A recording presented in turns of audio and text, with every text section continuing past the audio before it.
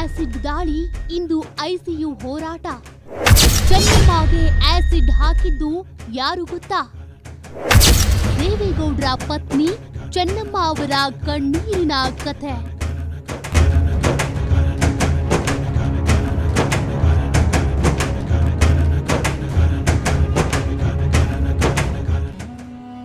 ನಮಸ್ಕಾರ ವೀಕ್ಷಕರೇ, political news beet ಚಾನೆಲ್ಗೆ ಸ್ವಾಗತ.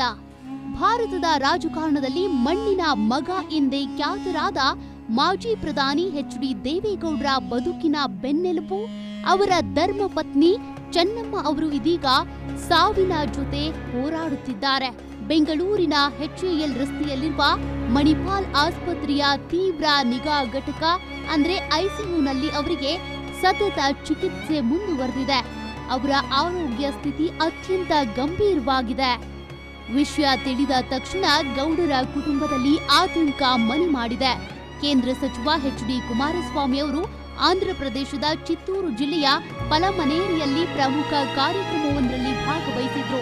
ಆದರೆ ತಾಯಿಯ ಆರೋಗ್ಯ ಹದಗೆಟ್ಟಿರುವ ಸುದ್ದಿ ಕಿವಿಗೆ ಬೀಳ್ತಿದ್ದಂತೆ ಎಲ್ಲವನ್ನೂ ಅರ್ಧಕ್ಕೆ ಬಿಟ್ಟು ನೇರವಾಗಿ ಬೆಂಗಳೂರಿನ ಮಣಿಪಾಲ್ ಆಸ್ಪತ್ರೆಗೆ ದೌಡಾಯಿಸಿದ್ದಾರೆ. ಇತ್ತ ವಿಧಾನಸೌಧದಲ್ಲಿದ್ದ ಎಚ್.ಡಿ. ರೇವಣ್ಣ ಅವರು ಕೂಡ ನೇರವಾಗಿ ಆಸ್ಪತ್ರೆಗೆ ಧಾವಿಸಿ ವೈದ್ಯರಿಂದ ತಾಯಿಯ ಆರೋಗ್ಯದ ಬಗ್ಗೆ ಕ್ಷಣ ಕ್ಷಣದ ಮಾಹಿತಿ ಪಡೆದಿದ್ದಾರೆ. ಕುಮಾರಸ್ವಾಮಿ ಅವರ ಪತ್ನಿ ಅನಿತಾ ಕುಮಾರಸ್ವಾಮಿ ಸೇರಿದಂತೆ ಇಡೀ ಕುಟುಂಬವೇ ಆಸ್ಪತ್ರೆಯಲ್ಲಿ ಬೀಡು ಬಿಟ್ಟಿದೆ. ತಾಯಿಯ ಚೇತರಿಕೆಗಾಗಿ ಪ್ರಾರ್ಥಿಸುತ್ತಿದ್ದಾರೆ. ಇಂದು ಚೆನ್ನಮ್ಮ ಅವರು ಐಸಿಯುನಲ್ಲಿ ಸಾವೋ ಬದುಕಿನ ನಡುವೆ ಹೋರಾಡ್ತಾ ಇರಬಹುದು. ಆದ್ರೆ ಅವರು ಇಂಥದ್ದೇ ಒಂದು ಭೀಕರ ಹೋರಾಟವನ್ನ ದಶಕಗಳ ಹಿಂದೆಯೇ ಎದುರಿಸಿ ಗೆದ್ದು ಬಂದಿದ್ದ ದಿಟ್ಟ ಮಹಿಳೆ. ದೇವೇಗೌಡರು ಇನ್ನು ರಾಜಕೀಯಕ್ಕೆ ಪ್ರವೇಶಿಸದೆ ಕೇವಲ 3 ಎಕರೆ ಜಮೀನು ಹೊಂದಿದ್ದ ಸಾಮಾನ್ಯ ಗುತ್ತಿಗೆದಾರರಾಗಿದ್ದ ಕಷ್ಟದ ದಿನಗಳಲ್ಲೇ ಅವರ ಕೈ ಹಿಡಿದವರು ಚೆನ್ನಮ್ಮ. ದೇವೇಗೌಡರು ದೇಶದ ಪ್ರಧಾನಿಯಾಗುವವರೆಗಿನ ಪ್ರತಿ ಹೆಜ್ಜೆಯಲ್ಲೂ ಅವರ ಪಾತ್ರ ದೊಡ್ಡದಿತ್ತು.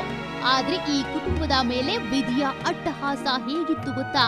ಆ ಒಂದು ಘಟನೆ ದೇವೇಗೌಡರ ಸುದೀರ್ಘ ರಾಜಕೀಯ ಹಾಗೂ ವೈಯಕ್ತಿಕ ಬದುಕಿನಲ್ಲಿ ಎಂದಿಗೂ ಮರೆಯಲಾಗದ ಕಪ್ಪು ಚುಕ್ಕೆ. ಅದು 2001 ಫೆಬ್ರವರಿ 21 ಮಹಾಶಿವರಾತ್ರಿಯ ಪುಣ್ಯ ಕಾಲ.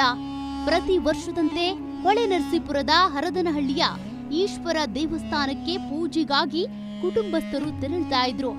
ಅಂದು ಕೆಲವು ಅನಿವಾರ್ಯ ಕೆಲಸಗಳಿದ್ದ ಕಾರಣ ದೇವೇಗೌಡರು ಮತ್ತು ರೇವಣ್ಣ ಅವರಿಗೆ ಹೋಗೋದಕ್ಕೆ ಸಾಧ್ಯ ಆಗಿರಲಿಲ್ಲ. ಹೀಗಾಗಿ ಚೆನ್ನಮ್ಮ ಮತ್ತು ಅವರ ಸೊಸೆ ಭವಾನಿ ರೇವಣ್ಣ ಅವರು ಮಾತ್ರ ದೇವಸ್ಥಾನಕ್ಕೆ ಹೋಗಿದ್ರು.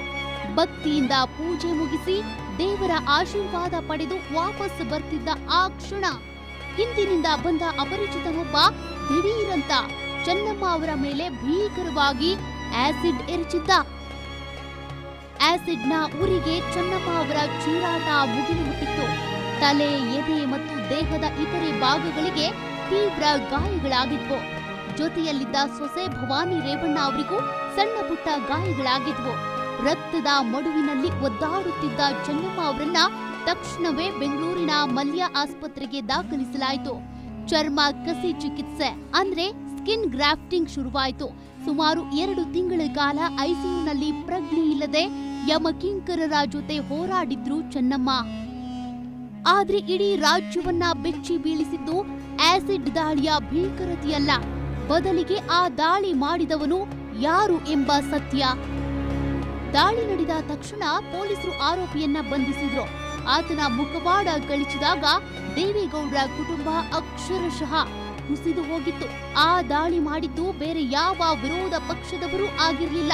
ಬದಲಿಗೆ ಸ್ವತಃ ದೇವೇಗೌಡರ ಸ್ವಂತ ತಮ್ಮ ಬಸವೇಗೌಡರ ಮಗ, ಕೇವಲ 22 ವರ್ಷದ ಲೋಕೇಶ್, ತನ್ನ ಸ್ವಂತ ದೊಡ್ಡಮ್ಮನ ಮೇಲೆಯೇ ಆತ ಈ ಹೇಯ ಕೃತ್ಯ ಎಸಗಿದ್ದ.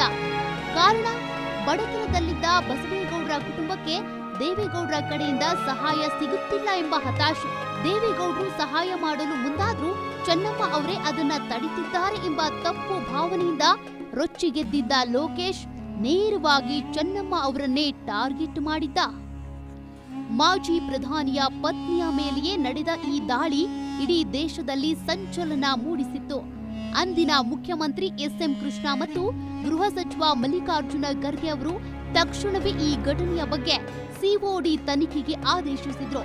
ಆದ್ರೆ ದೇವೇಗೌಡರ ಹೃದಯ ಎಷ್ಟೊಂದು ಮೃದುವಾಗಿತ್ತು ಅಂದ್ರೆ, ಇದು ನನ್ನ ಸ್ವಂತ ತಮ್ಮನ ಮಗನೇ ಮಾಡಿದ ಕೃತ್ಯ, ದಯವಿಟ್ಟು ತನಿಖೆ ಬೇಡ ಅಂತ ಸರ್ಕಾರಕ್ಕೆ ಕೈ ಮುಗಿದು ಮನವಿ ಮಾಡಿಕೊಂಡ್ರು. ನ್ಯಾಯಾಲಯ ಲೋಕೇಶ್ಗೆ 8 ವರ್ಷಗಳ ಜೈಲು ಶಿಕ್ಷೆ ವಿಧಿಸಿತು. ಆದ್ರೆ ವಿಧಿಯ ಆಟವೇ ಬೇರೆ ಇತ್ತು. ಇತ್ತ ಅಣ್ಣನ ಹೆಂಡತಿಗೆ ಮಗ ಮಾಡಿದ ಕೃತ್ಯದಿಂದ ನೊಂದಿದ್ದ ತಮ್ಮ ಬಸವೇಗೌಡರಿಗೆ ಕ್ಯಾನ್ಸರ್ ಕಾಣಿಸಿಕೊಳ್ತು.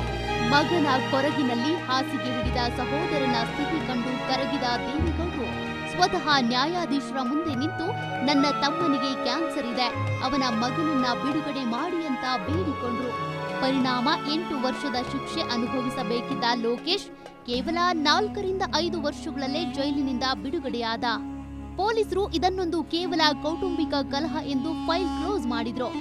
ಆದ್ರೆ ಇದರ ಹಿಂದೆ ಕೆಲ ಘಟಾನುಘಟಿ ರಾಜಕೀಯ ವ್ಯಕ್ತಿಗಳ ಕುಮ್ಮಕ್ಕು ಮತ್ತು ದೊಡ್ಡ ಕುತಂತ್ರವೇ ಅಡಗಿತ್ತು ಎಂಬ ಸ್ಫೋಟಕ ಸತ್ಯವನ್ನ ದೇವೇಗೌಡರು ಇತ್ತೀಚಿನ ಕಾರ್ಯಕ್ರಮವೊಂದರಲ್ಲಿ ಬಿಚ್ಚಿಟ್ಟಿದ್ದಾರೆ.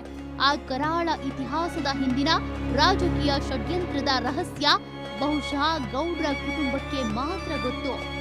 ವೀಕ್ಷಕರೇ, ಅಂದು ಆಸಿಡ್ ದಾಳಿಯ ಉರಿಯನ್ನ ಸಹಿಸಿ ಸಾವು ಬದುಕಿನ ನಡುವೆ 2 ತಿಂಗಳು ಐಸಿಯುನಲ್ಲಿ ಹೋರಾಡಿ ಮರಳಿ ಬಂದಿದ್ದ ದಿಟ್ಟೆ ಚೆನ್ನಮ್ಮ ಅವರು ಮೈ ಮೇಲೆ ಬಿದ್ದ ಆಸಿಡ್ ಗಾಯಗಳನ್ನ ಮರೆತು ಇಡೀ ಕುಟುಂಬವನ್ನ ಮುನ್ನಡೆಸಿದ ಶಕ್ತಿಯವರು ಇಂದು ಮತ್ತೊಮ್ಮೆ ಅದೇ ಐಸಿಯುನಲ್ಲಿ ಮತ್ತೊಂದು ಅಗ್ನಿ ಪರೀಕ್ಷೆಗೆ ಒಡ್ಡಿಕೊಂಡಿದ್ದಾರೆ.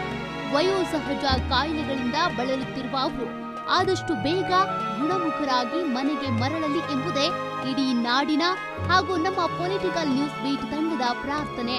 ನಿರಂತರ ಸುದ್ದಿಗಳು ಹಾಗೂ ರಾಜಕೀಯದ ಒಳ ಹೊರಗುಗಳ ವಿಶ್ಲೇಷಣೆಗಾಗಿ ನೋಡ್ತಾ ಇರಿ ಪೊಲಿಟಿಕಲ್ ನ್ಯೂಸ್ ಬೀಟ್. ಇದು ನಿಮ್ಮ ನೆಚ್ಚಿನ ಚಾನೆಲ್.